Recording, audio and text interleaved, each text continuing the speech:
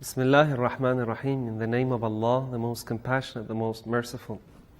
May Allah's peace and blessings be upon the Holy Prophet of Islam, Muhammad, and his immaculate Ahlul Bayt and family, and his loyal companions, dear brothers and sisters all around the world. Assalamu alaikum and welcome to yet another edition from series of Quran and Today's Life. If you have already been following this series of programs, we have been talking about the training points that we may take from a Quranic perspective. We started a discussion concerning the training points that most families and parents need in regard to training their children. In fact, what training points, we mean practical points which will help us in the process of upbringing of our children. Quran is the base of our discussion here in this series of programs. And in our recent programs with this subject, Sheikh Qasim Muhammadi, Islamic scholar, was helping us with his scholarly and informative answers. In our recent discussion, we in fact introduced some points that we should observe in our family life, and what we do in fact, and what we not to do. What are the shoulds and the should nots? In the last session, we went to the Holy Book of Allah and the chapter of Luqman to see what Quran tells us there from the training points that Quran tells his children and his child, let's say. Again, we'll be benefited from Sheikh Qasim's presence in this program. Sheikh Qasim, assalamu alaikum and welcome. And thanks for your participation. Wa alaikum assalam wa rahmatullah. أعوذ بالله من الشيطان الرجيم بسم الله الرحمن الرحيم وبه نستعين والصلاة والسلام على سيدنا ونبينا وحبيب قلوبنا وطبيب نفوسنا محمد وأهل بيته الطيبين الطاهرين. Thank you very much, and I would like to start my discussion with the Islamic greeting. Assalamu alaikum wa rahmatullahi wa barakatuh. Wa alaikum assalam. Sheikh Qasim, if you remember, we're talking about the chapter of Luqman and the training points that we may catch from there. The topic that you introduced was concerning the advisability of children. The question that was in our minds was whether the children have the power of being advised or not, and what other points we may take from the, in fact, Quran in that very chapter, that is chapter of Luqman. First of all, I have to emphasize on this point that it is so important for parents to have some gatherings in the family in which they discuss their problems, in which they discuss the issues that they might suffering from, or they might have some questions and problems with. So there must be some gatherings in families, and sometimes we see that it is ignored by many of families. Okay, so nobody doubts that there must be some gatherings in the family to have these gatherings with regard to, for example, discussing these issues. And it's not all about, for example, advising people or parents advising their children. Sometimes children need a shoulder to cry on, okay? And we talked about this in some of the sessions we had. And sometimes they just want us to be silent and just hear, okay? And to be all ears, okay? And if they do not find this shoulder, okay, and these ears in the family and inside the family, they will find it outside somewhere the family. Yeah. And so many sexual problems that we have in our societies, and mostly in the Western societies, are originated in this very fact that they do not receive enough love and enough caring in their families. Then they go outside and they start finding some illegal ways to do these sorts of actually sharing their problems or some stuff like this. So it is so important to have these gatherings. This is the first point. Number two, as you said, sometimes we cannot share everything, okay, and we cannot talk with our children with regard to everything, okay. But rather we can share with them so many things, but on their own levels. Okay, so I'm not saying that, for example, when we want to talk about, for example, the unity of God, we would bring some complicated and sophisticated, for example, reasons and argumentations with regard to, for example, unity of God for our 4-year children or child. Okay, rather we can put it in a way that he or she can digest it. Okay, so I might say, for example, to my child that you have to know the one who has created you, okay? In a way that the one who has gave you your hand, the one who gave you your leg that you are walking with, okay? So in these ways we can So these are have good this information question. to be given to the children. But concerning advisability, can we advise our children? Because if we start advising our children, just do this and do that, and not to do this and not to do that, it would be a bit, difficult for their soul to digest such things. I want to see if children in general advisable, or should we be advising them regularly? What is, a good sample for this?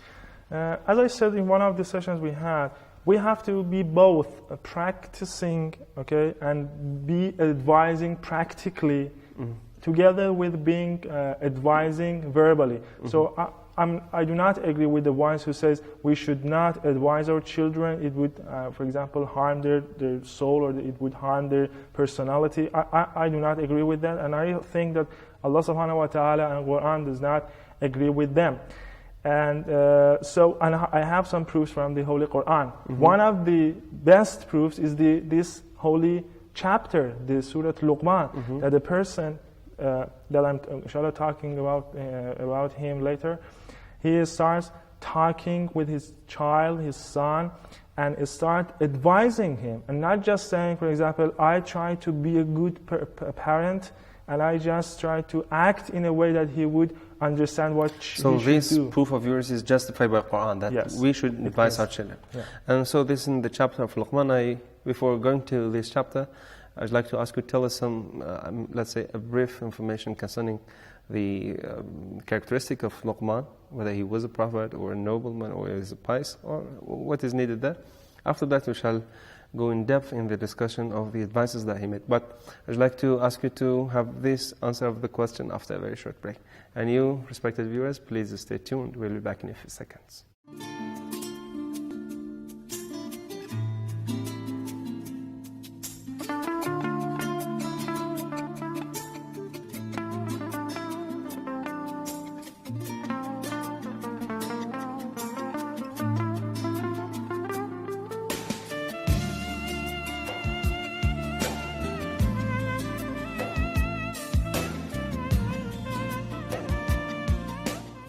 Welcome back to Quran and Today's Life and our discussion concerning the training points from a Quranic perspective. By training, I mean specifically training our children, the points that we may catch from Quranic teachings, practical training points, in fact.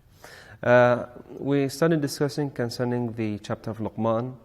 I asked the respected expert of the program to give us some information about the personality of Luqman himself. After that, we shall go in the advices that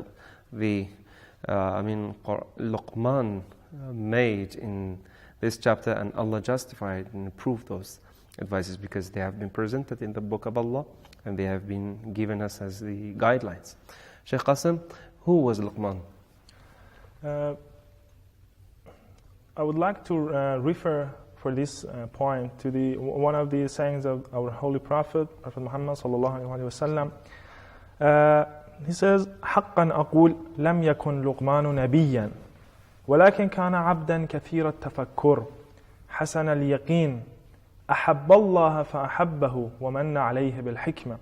The Holy Prophet stated that the Luqman was not a prophet, rather he was a servant, he was a slave who would think a lot, and he enjoyed certainty, he had certainty, yaqeen, and loved Allah and Allah loved him, then bestowed him wisdom.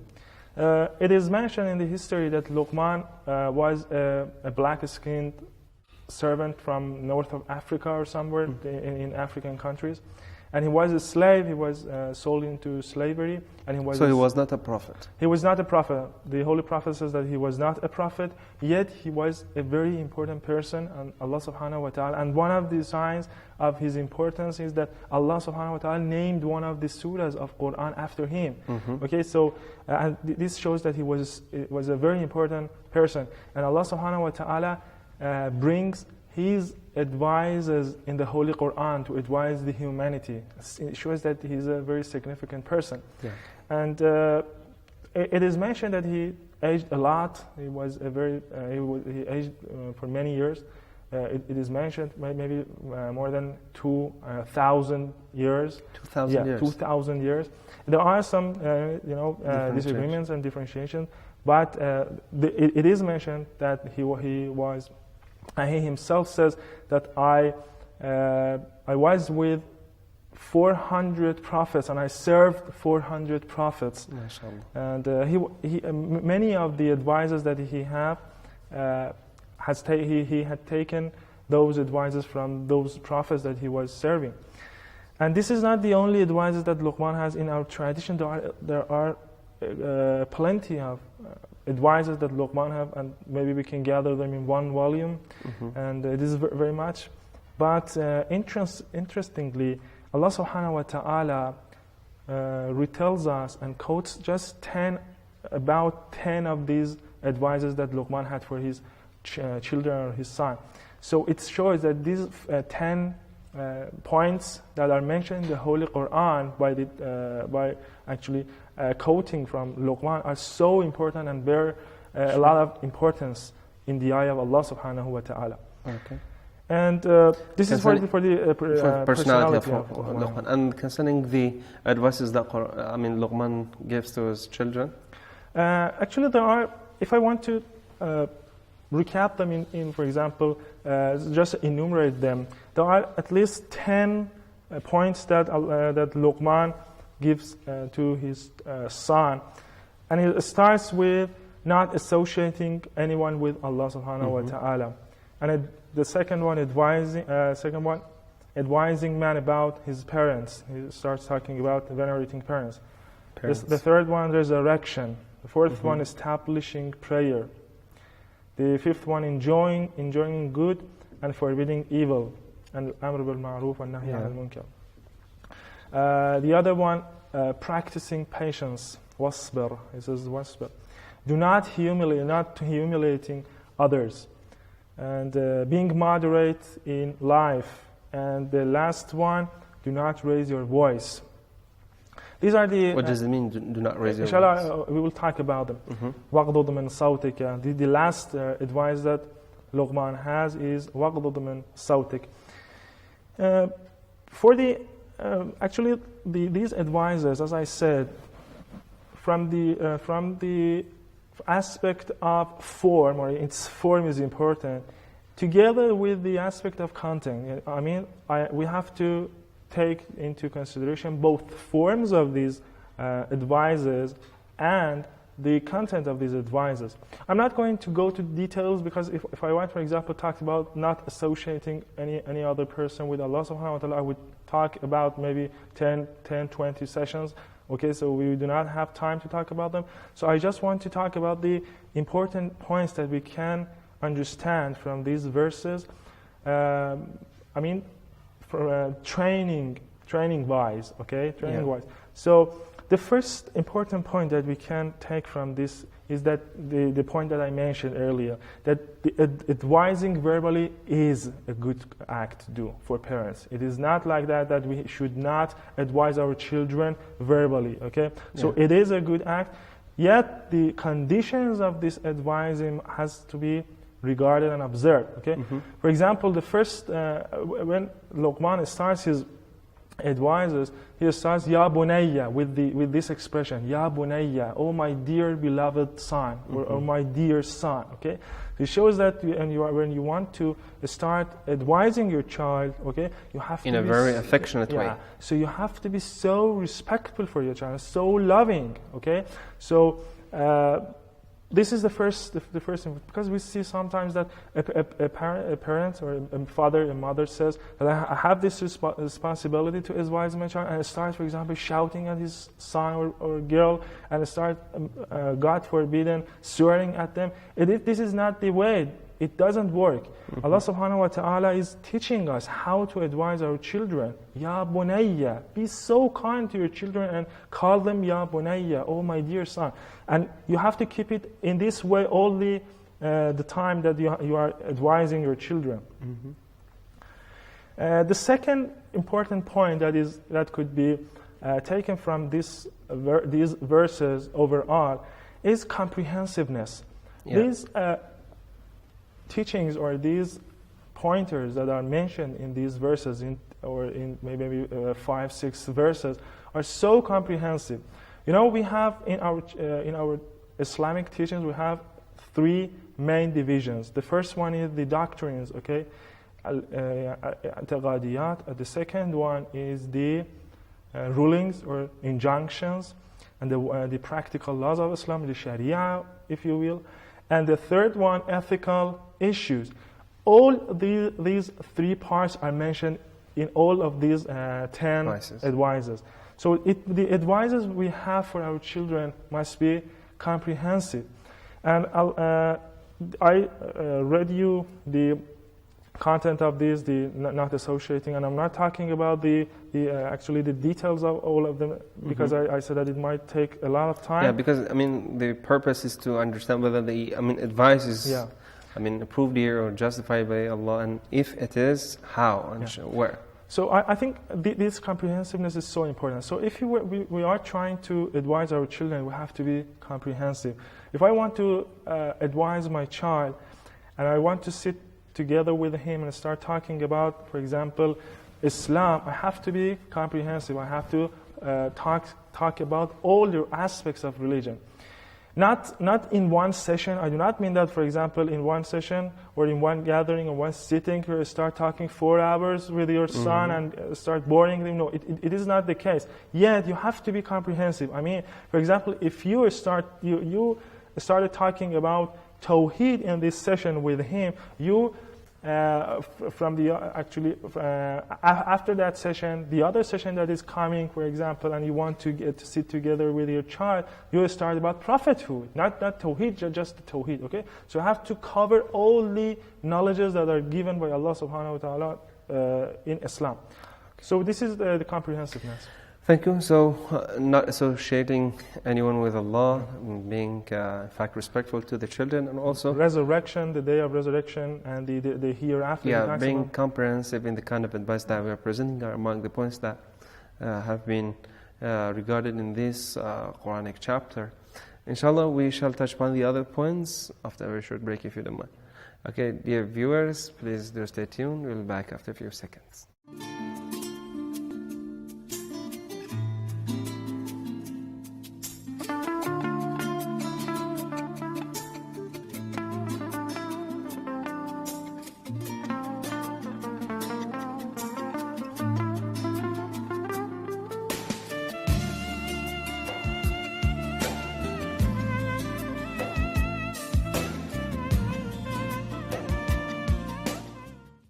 We're still discussing the advices that the Luqman, the pious person who was named in Quran, and one of the Quranic chapters is in his name, was giving to his children, let's say, or his child.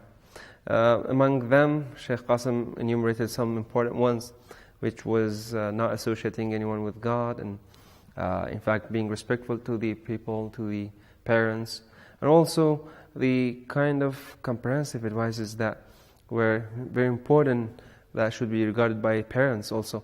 But the thing that just came to my mind was that can we advise our children, as you said, in one session we can discuss some topics concerning the Tawheed or uniqueness of Allah the Almighty, or at the other time talk about resurrection. Is it like this to bring our 4, 5, 10-year-old child to sit him somewhere, okay, in this session I'm going to talk about Tawheed with you, talk about resurrection. Is it, the true way, or there are some other different methods that should be regarded here? Of course, this is not the case, and we have to, as I always and frequently repeated, we have to think first about the situation of our audience. Okay, so if it's a 4-year-old child, we do not talk about Tawheed and we say, okay, son, sit here, I want to talk about the unity of God to you. It is, for example, the first argumentation is this, the second one is this. No, this is not the case. Sometimes the advising has its own ways. It's very, very important. Sometimes we have to think about it, okay? We have to think about how to advise our children. It's a sort of skill, okay? Even we can take some courses for that. And it's shameful that we, for example, for I don't know, for cooking, we take some short courses, okay? Even long-term courses. Or maybe more than that. But when it comes to upbringing children, or for example for marrying, there is no such a thing, or nothing. When we say that, they start laughing, okay? I think it's so important. We have to, and if I was in charge of, for example, the education system, I would put some courses there for children to go and take, in order for them to understand how to treat their parents, and again, for parents to know how to treat their children. So at least we have to think about the ways that we can advise our children, okay? So we have to think, sometimes it's not, advising is not directly, but indirectly. For example, I start talking about Allah subhanahu wa ta'ala, but not directly. Well, I start, for example, talking within a story, maybe. Yeah, within a story, and starting with a story. And I, inshallah, will come to that point as well. That one of the points is illustrating the things that we're going to say or tell our children. Yeah. So, as you said, it must be in a way that would affect our children, not in a way that he does not understand it and even gets bored. So we should evaluate the situation, the capabilities of the children, and everything which is needed to be considered there. Of course. As I said, the third point that has to be regarded is giving the reasons to children. Sometimes, and having this in mind, that when I say giving the reason, I do not mean that we have to, for example, justify rationally for them something, okay? Give the reason as he understands or she understands it, okay? In the way that she or he understands it. Because why is it so important to give the reason? Because when you give the reason, and one of the sessions talked about this, together with giving a sort of respect and respecting your children with giving reason, this is one of the facts. When you are giving him the reason, you are indirectly, whether he knows it or not, or she knows it or not, you're respecting him, and he subconsciously, she or he understands it, okay? So this is one of the reasons that I say that you have to give the reasons. The second one that we are working on, that when you give the reason, she or he, your child, understands what is the reason of the order that you are issuing or you're giving, okay? And when it comes to the same situation, he or she knows what to do, okay? This is so important. And all of the these verses that are brought about in the holy chapter of Luqman, all of the injunctions, all of the rulings that Luqman gives, okay, all of them have their reasons with them. For example, when it comes to the not associating anyone with Allah, he says, Allah subhanahu wa ta'ala, at the end of the verse says, وَمَنْ يَشْكُرْ فَإِنَّمَا, sorry, it is for the venerating parents. Allah subhanahu wa ta'ala says, why you should venerating parents? وَمَنْ يَشْكُرْ فَإِنَّمَا يَشْكُرُ لِنَفْسِهِ. Okay? When it comes to to shirk, he says, إِنَّ الشِّرْكَ لَظُلْمٌ عَظِيمٌ. And when it comes, for example, to the other, so all of them, Allah subhanahu wa ta'ala gives. So whatever he says, he gives a reason behind it. So what is the philosophy of doing such a thing?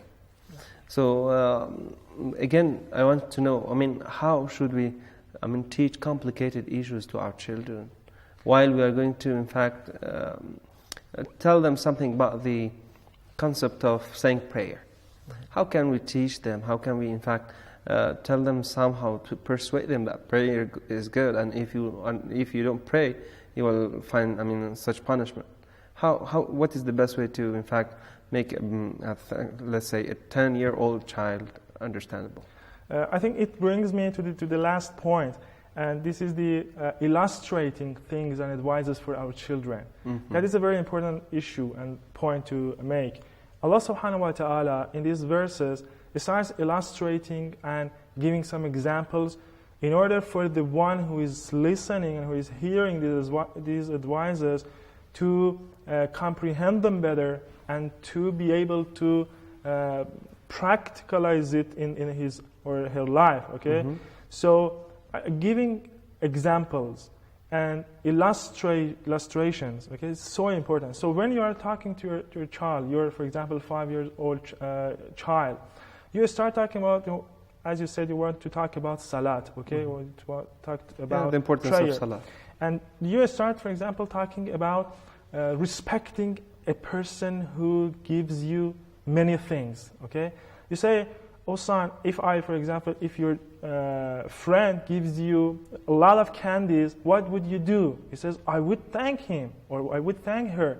And then it starts, for example, talking about this issue, and then when it comes to, comes to Allah, and you say, this is Allah subhanahu wa ta'ala who gave you all the bounties you have. Me, your father or mother, it is a sort of bounty, or it is a sort of gift of Allah subhanahu wa ta'ala. So what would you do in front of your parents? You have to thank him. And what is the way of thanking? It is praying, okay? Thank you so very in these ways you can do it.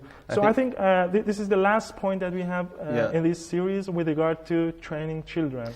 Well, I think even giving advice needs its own profession, and it's really an art that should be kept into account, that we can make advices, but based on some, let's say, in fact, education. We need for sure some divine sources as Quran. Dear viewers, in these series of programs, we in fact gave you some information based on the teachings of Quran. We said, what we should do and what we should not do. We enumerated 5 things that are very important: being a good role model, trusting children, respecting children, educating them based on Quranic teachings and Islamic teachings, and also building their personalities in the very early ages. And among those points that we should be, in fact, preventive towards are, in fact, being very careful of shaitans, in fact, temptations, also bringing halal provision and not bringing haram provision to the family. Also, not to discriminate between children. And we as parents first should be a practicing one rather than being an unpracticing. Also, again, we said that based on Quranic teachings and, in fact, the advices that Luqman, the pious man, gave to his children, that advices as they are very useful and should be given to the children.